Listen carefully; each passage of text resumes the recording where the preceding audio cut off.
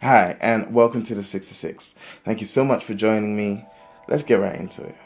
But just before we do, forgive my voice. I might sound a bit nasally. I'm coming down with something again, and it's just not seeming to clear, and I want to get this video out.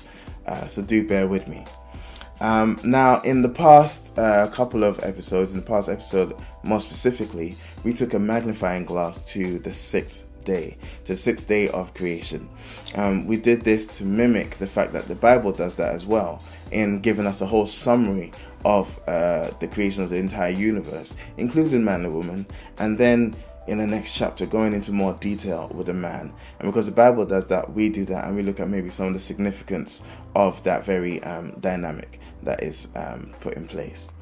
So in this video, I want to look at the woman, her creation, the precedent that sort of sets, and introduce one more principle of study, and I'm going to wrap this video up because I don't want to go into the next bit beforehand. So this might be a shorter video, but yeah, bear with me.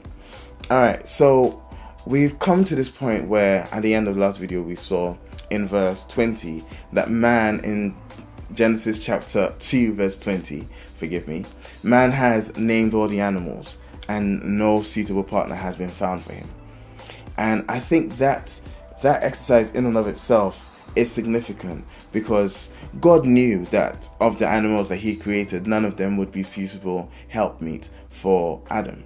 So for me it becomes apparent that whole exercise may have actually been intended for Adam himself, for Adam to come to this conclusion that of all the animals that are present, none of them are suitable partner for me, and thus himself know that fact. Now, having said that, or having come to that conclusion, God then puts Adam to sleep and takes from his side. The Bible says, it takes I think in verse 21, it literally says, while man slept, God took out one of man's ribs, and from the rib created woman. Now, I'm really curious as to why it was the rib. Why did God take a rib out to create woman? Why not duplicate man's brain, or take a finger or something? But he took a rib. I think it's significant. It has to be significant because I don't think God does anything for no reason. But I'm just curious. What do you guys think? Do let me know in the comments below. Do let me know in the comments below. But that's interesting in and of itself. And God creates woman and presents him to man. And from the rest of the chapter, we see that man's elated. At last, this is bone of my bone and flesh of my flesh, and takes the woman as his helpmeet, as his partner. And then there's this curious thing at the end of the chapter in verse 24 that says, this explains, so this whole debacle, man having found no helper out of the animals, God put man to sleep and created woman out of him and presented woman to man. This whole debacle explains why a man leaves his father and mother and is joined to his wife, and the two are united as one, which is a biblical description of marriage. Alright, so breaking this down, the first part I want to look at is what God thinks of woman. So having, again, in the last video I actually said the fact that we have this magnifying glass on the sixth day proves to us that God thinks especially of man as something unique, wanting to give details of his creation. Well, if that's the case, the fact that God then puts man through this exercise of looking through all the animals to make sure that there is none there that is better suited to you as partner, and then creates a woman, says to me that actually woman's even more unique, even more special, even more important for God to have done that, and for God to place so much emphasis on the creation of woman. He could have created her from the onset, knowing that this would be the case. But I feel like him doing so, actually him doing this whole exercise, actually highlights that even more, that God thinks especially of the woman, that she is even more unique. And I think this counters the idea that Christianity somehow makes women second-class citizens, because I think the Bible presents the idea that God certainly does not. Now, as we will go along, we will see that maybe from the culture that that sort of behavior can be seen, that women were not as important as men, or girl child were not as important as man child. Girls are not important, girl children, female children were not as important as male children, or female slaves were not as privileged as male slaves. We can see that, but we will see that that's actually from the culture and not necessarily from God. And more often than not, what God ends up doing as we will go along and we will see is he ends up trying to control or trying to make better the culture with his laws, with his edicts. But for me, from my point of view, from this very small illustration, we see that actually I think God places women way above. I also say that because up until now, every day God's created the sun, the stars, the universe, the seas, the atmosphere, the animals, and well, it's all been good. He said literally it was good. He saw that it was good. But then, having created man and ending there, he's not able to say it is good yet. It's only good, it's only sufficient once woman has been added to the mix. And again, that says to me, look, you are important enough for it to require your creation, your showing up on the scene, for entire creation to be considered complete. You're the cherry on top. You are the most important part of it. And I think that is special. I think that Christians and the Bible really presents this idea of women being unique, being special. Of all of the time, nothing's been created from something else in this manner. Yes, they said the seas should, all fish should be created from the seas, but again, it was just by word of mouth. Here we have God having created man, taken out of man, and then going to create woman, presumably by the same method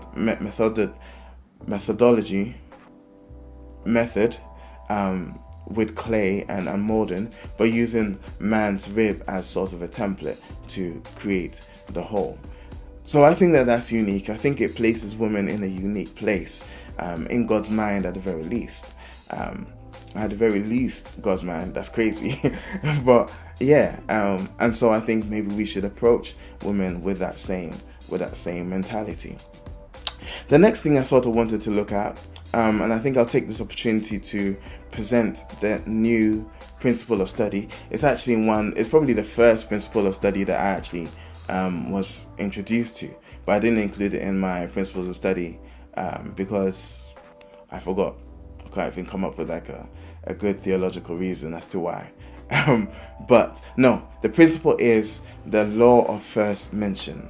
I've heard it from a number of different preachers: law of first mention, principle of first occurrence, whatever. Basically, all it says is that the first time a concept is presented in the Bible, the first mention of this concept, normally it holds divine relevance, it holds divine significance for the rest of the text and indeed for our lives. So here we have the first mention, the first introduction, the first occurrence of marriage. Firstly, of a relationship, of a sexual romantic relationship, in that in saying this is bone of my bone, flesh of my flesh, Adam is recognizing this is my partner with whom I will be from now on, emotionally connected, romantically connected, sexually connected. And so this first occurrence of that relationship, but also the institution of marriage, is first mentioned here. So if we then look at the circumstances surrounding this first mention, we can then start to apply that later on. So what are these circumstances that I'm talking about? Well, I used to be asked this question a lot. When is a man ready to get married? Being in our churches, especially being in an African church, that's normally like a big deal. The idea of marriage and the presumption that everyone has to get married, and you have to get married as soon as you get a job. But I'm often asked, when should man get married? When should man get married? This is incredible. When is a man ready to get married? I'm also asked, mostly by the youth, when is a man ready to enter into a relationship? And I think the circumstances around the circumstances around this first occurrence of marriage can provide us with somewhat of a template. Now, again, it's not one of those things that's so broad sweeping. It's not applicable to everyone and anyone, but it's relevant, and I think it provides a general template as to maybe how God wanted things to be. Because remember, at this point, man hasn't sinned, and thus at this point, everything is as God wants it to be. Maybe apart from the fact that maybe Satan's already been cast out and there is evil in the world, but at least up to this point, we know that this is how God wanted it to be. Now, what are the circumstances? What was Adam's what were the circumstances surrounding Adam before the introduction of Eve, before the introduction of the woman? Well, he had emotional intelligence. So he had the emotional ability to recognize what was and wasn't a suitable partner for him. So he was in this state of at least emotional maturity to recognize what would make suitable partners for him. So if asking when are you ready to get married, normally or when are you ready to enter into a relationship, part of the general sort of general sort of answer I give is, are you emotionally mature? Are you capable of recognizing what is a suitable partner for you and what isn't? Now, in saying that, in being able to recognize, Adam also could hear God. He heard God in whatever manner that is. He heard God enough to know that God wanted him to name the animals and for him to name them. He heard God enough to, as we will see later on, probably have interactions with God where he can speak, God can speak, and he hears him. So in a nutshell, he can hear God's voice. And so that's the second thing. This is in no particular order, but are you able to hear God's voice? Are you able to hear God's voice for you? Now, today that would look very different for every single individual as to how God speaks to you, because God speaks to us on an individual basis. However, are you at a point where you are able to discern God's voice for you? I think that's another question that needs to be answered before you are ready to enter into a relationship. He had a job of sorts. So Adam had been placed in the garden to tend the garden. He had been given the job of naming all the animals. He had a job.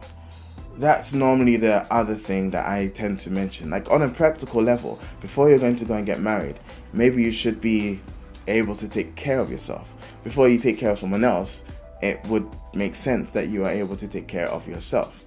And so normally I would say to young guys, or if asked, that having a job, having a occupation, having a means to take care of yourself financially, as it applies to us, is also one of those things that you need to have in place before you consider yourself ready to get married. Again, not everyone, not a hard and fast rule for everyone, but on an individual basis. But it's just one of those general things I think are applicable to everyone.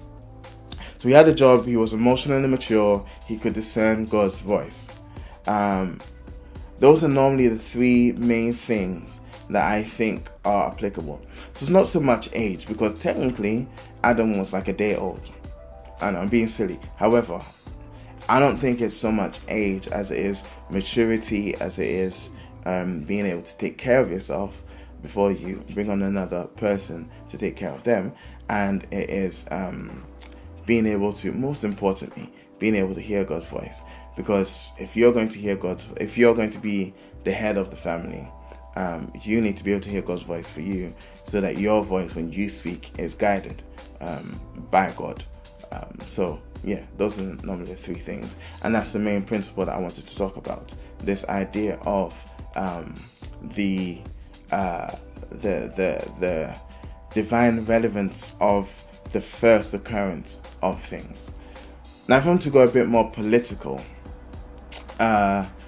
you may have heard this before. It was Adam and Eve, not Adam and Steve, blah blah blah. But this idea of marriage being a divine institution that was created at the very beginning of the universe. One of the only institutions, the very first institution to be created at the very start of the universe with man and woman was a heterosexual marriage. Now, again, I'm not trying to offend, I'm just speaking the truth as the Bible presents it. This marriage was not between man and a tree, it was not between man and an animal, it was not between two men or another created man, it was between a man and a woman. So I had this question once that, what do I think of gay or homosexual marriages? And I think there's a distinction here. This is marriage according to God. This is marriage according to the Bible. This is marriage according to Christians. Now, Islam has its own definition or its own rules regarding marriage, as do Mormons, as do African traditional religion, as does African traditional religion. They all have their own definitions of marriage. So if you're asking me what the Christian version of marriage is, it's what's implied here. It's what's specifically defined here. A man leaving his father and his mother and joining to his wife, a woman, and the two becoming one flesh. Now, outside of Christianity, if I'm to look at the general populace, if I'm to look at the political aspect of things, then marriage can be whatever the law defines. So if the law of the land defines marriage as the state's or borough recognized union of two people, that's fine. That's fine for the law to do that, because the law, according to human beings, is not necessarily biblical. It's just what the majority of people have decided will rule over them. So the law of the land, the law of the society, when it's not a Christian society, allows for gay marriage. And that's why I think if you're not Christian and you want to get married and you're gay and you want to get married to another man or another woman, outside of Christianity, you're well within your right to do so. Outside of believing that God defines who we are and what we are, I think you're absolutely well within your right to do so. And for all the sort of benefits that come with being with being married, that exists financially by virtue of the law of the land, whatever benefits there might be, whatever financial advantages there are to it, I think you should be afforded those advantages as well. However, when it comes to Christian beliefs and the Christian idea of marriage, I think exclusively is heterosexual between a man and a woman, and I think that's demonstrated right here. I think that's pretty much all I wanted to say. I don't know if I've been any shorter than any of the other episodes, but I'll round this off here, and in the next episode we'll look at the fall of man. So thank you guys so much again for joining me for this episode. I hope I haven't offended anyone. If I have, sorry, but I do believe this is what the Bible says. If you don't, maybe we can converse in the comments below. Or the more important question I did want to ask was the rib. Why did God take the rib? Now, if I'm to just present some of my ideas as to why, I think that God took from man's side, took a rib, because if I look at what the rib protects the heart, it protects the most important organs of the man. And I think to some extent, maybe that's what God wanted to demonstrate that woman would do. Woman would protect the most important, the most vulnerable parts of the man, because the muscles can protect everything else. Like if I'm fighting, I've got my hands up to protect my head, my elbows protect my ribs, my core. I can lift up a leg to protect a kick. However, I can never protect my heart. I can never protect like my lungs, my inner parts. And yet that's what the rib cage does. So I find it interesting that God took the rib. Also, can I say this? And I heard this from someone. I heard this from Dr. Chuck Missler, but I just want to drop it out there because I loved it. Adam paid for his bride with a wound to his side. If you know the story, then you know that Christ also got pierced in his side in trying to pay for his bride. So I think that's interesting as well, in that it sort of follows that same pattern. But no, please do let me know your thoughts. Why did God take from this side? And do you agree that the woman is unique in that her creation is such a unique little situation within this week of creation? In the next episode, we will be looking at the fall of man. And I hope that you guys are taking stuff away. I hope that you are enjoying it. But again, thank you so much. Thank you so much for watching. And I will see you guys in the next one. Take care and stay blessed.